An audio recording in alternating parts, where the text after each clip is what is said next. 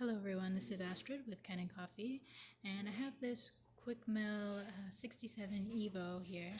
So this is a dual boiler machine, and it was just, there were some issues with the group head.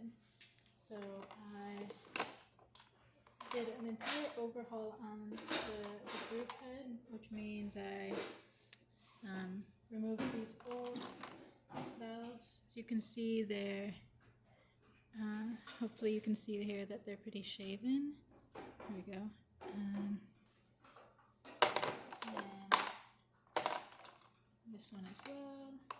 Like that. And then I replaced the gasket for the group head, and I just cleaned the screen. Then I backflushed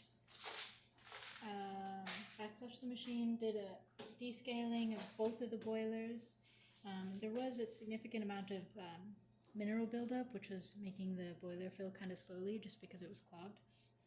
So I fixed that, and as you can see, you have nice strong steam here and hot water. So now I'm just going to pull a shot just to show that the machine is working properly. The gasket feels really nice in there.